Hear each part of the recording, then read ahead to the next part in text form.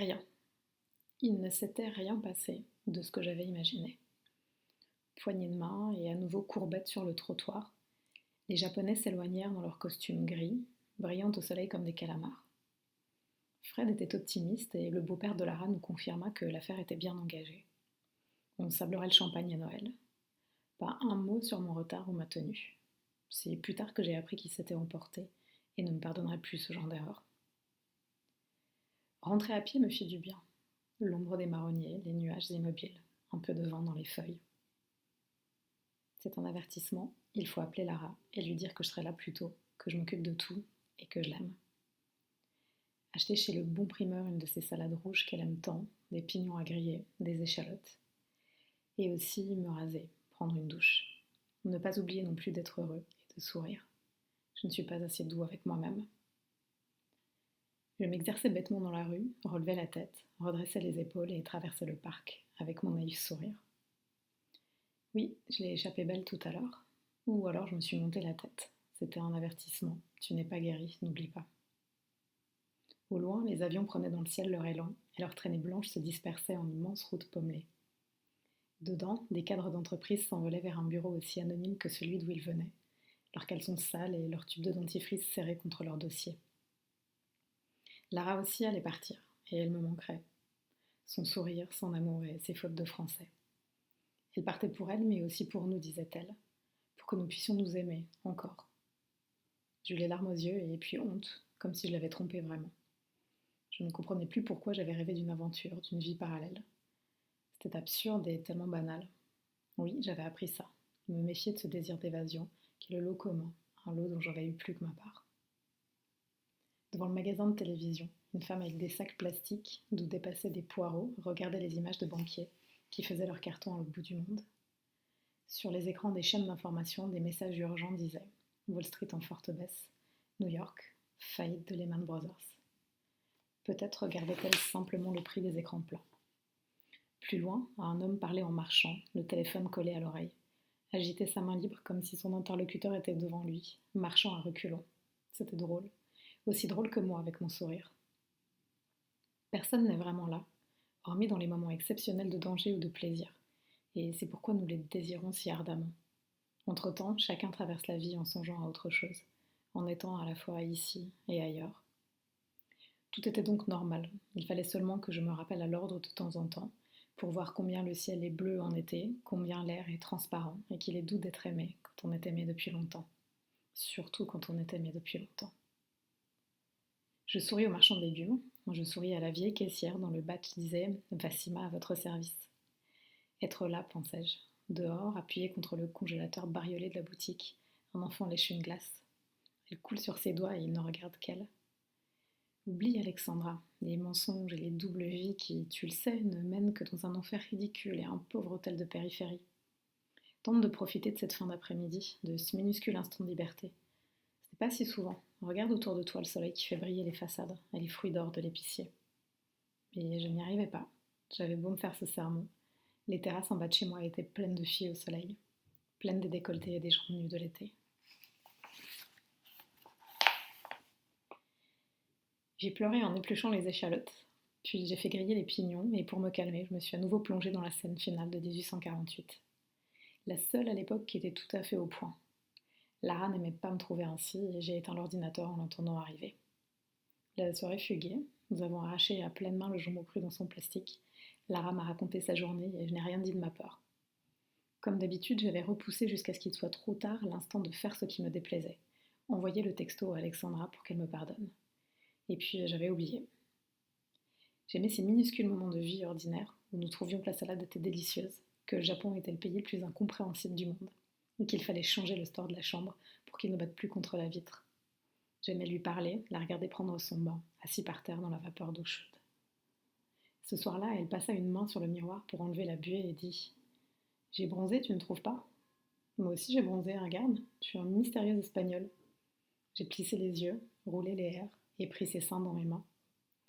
Un espagnol qui aime et protège tes seins, parce que toi tu oublies que tu as des seins, hein, tu oublies. Hein. C'est normal, dit-elle. Je suppose, mais moi je n'oublie jamais. J'aimerais ton soutien-gorge et t'accompagner partout où tu vas. Elle a ri et s'est regardée à nouveau.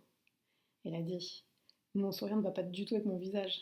Mais si, il est très beau ton sourire. C'est pas ça le problème. Je trouve juste qu'il ne va pas avec mon visage.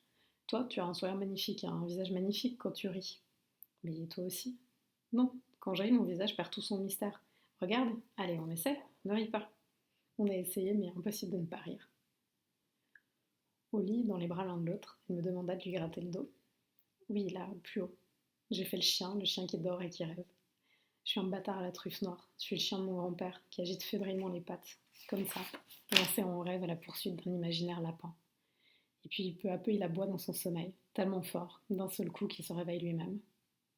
Ça faisait toujours rire le chien, un de mes talents d'amour. Elle a dit fais encore le chien, comme une enfant. Et puis elle s'est endormie, la lumière allumée. J'ai embrassé son front, embrassé ses cheveux, et j'ai contemplé longtemps sa bouche immobile.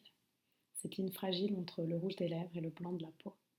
Frontière de sang entre le visage qu'elle offrait à tous et l'intimité de cette femme que j'aimais tout entière.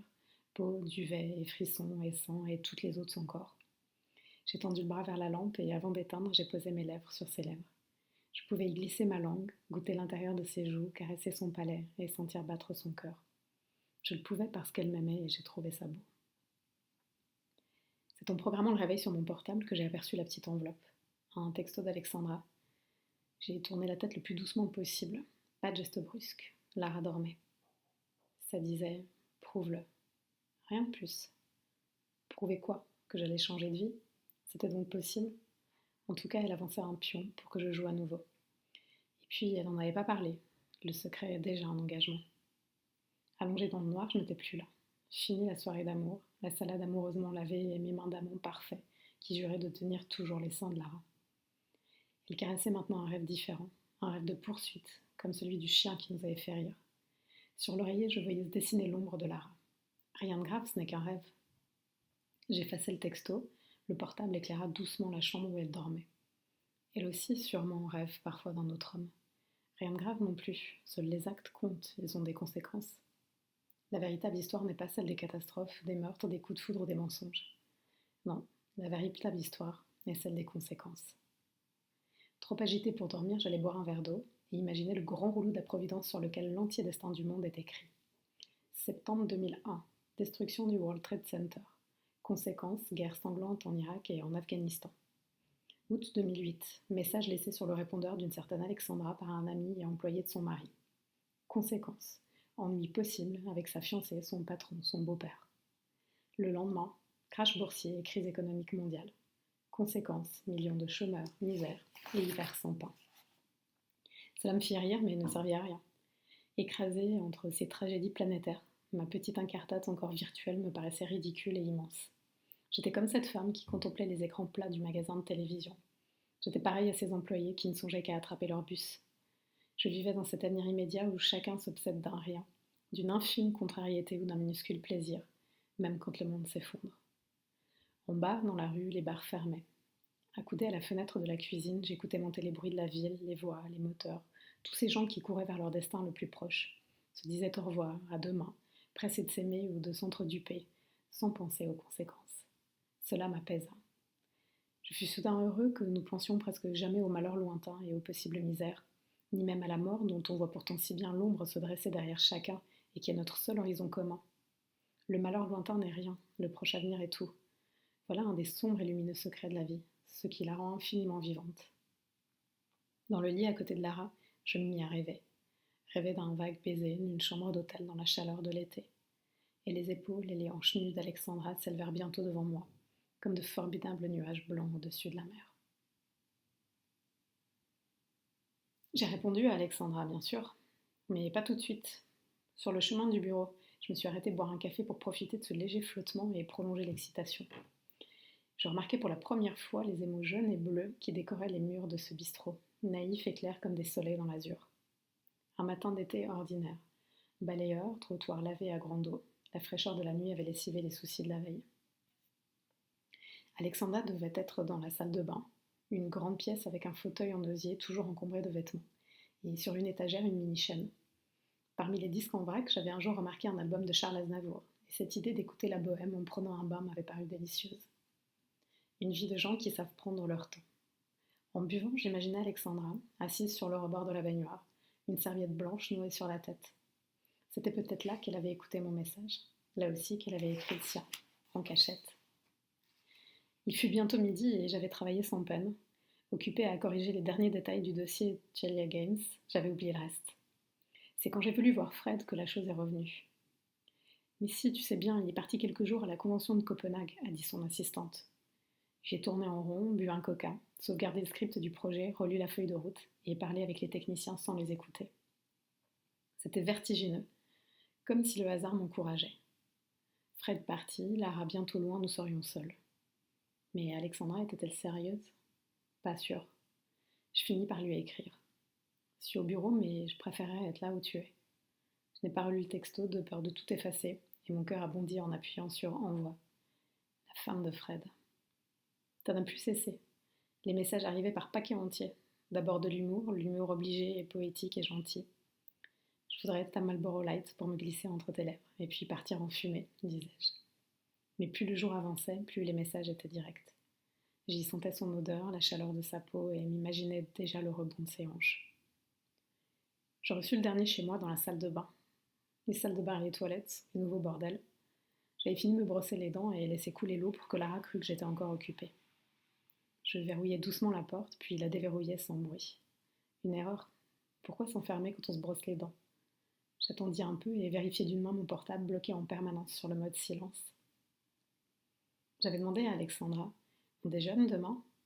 Réponse: c'est mieux le soir, demain soir. Je peux entrer? Lara était derrière la porte. Oui. Je plongeai la tête vers le filet d'eau et la recrachai à grand bruit en me penchant dos à la porte pour glisser le téléphone dans ma poche. Je me demandais si tu pouvais m'emmener à l'aéroport après-demain. Je n'aime pas les scènes d'adieu, tu sais, mais cette fois ça me ferait plaisir, dit Lara en s'asseyant sur les toilettes. Et puis ça me rassurerait, j'ai un peu peur pour l'avion. J'essayais de caler ma main qui tremblait sur le robinet et me brossais le plus énergiquement possible. T'inquiète pas, mon amour, je viendrai, je préviendrai le bureau, je crois que ça ira. Elle tira la chasse, m'embrassa dans le cou en disant: dis donc, tu te brosses les dents vraiment longtemps? 3 minutes, comme les enfants. En allant éteindre les lampes avant de monter dans la chambre, j'envoyais OK demain soir à Alexandra. Le temps que ça mettait à partir, une si petite enveloppe, une éternité à tourner en rond sur l'écran. C'est mieux le soir. Qu'est-ce qui était mieux le soir? Et comment allais-je faire? Demain, c'était notre dernière soirée avec Lara. Je le trouverais bien. Je montais la rejoindre. Elle disait elle était belle et j'étais un idiot. Je me déshabillais, me glissais à côté d'elle, la fixais. Elle sourit, mais sans un regard. C'est bien ce que tu lis? Oui, dit-elle en bâillant, mais maintenant j'en ai marre. Elle posa son livre et dit encore: je crois que je suis vraiment fatiguée. On dort? Je dis que j'allais lire un peu moi aussi. Elle se retourna, j'embrassai son épaule nue qui dépassait du drap et elle s'endormit. Comme hier parce que nous avions parlé trop tard, comme avant-hier parce que nous avions regardé un film, ou parce qu'elle était fatiguée aussi. Peut-être était-ce moi qui l'étais, je ne sais plus. Au bout d'un certain temps, il est toujours plus facile de ne pas faire l'amour.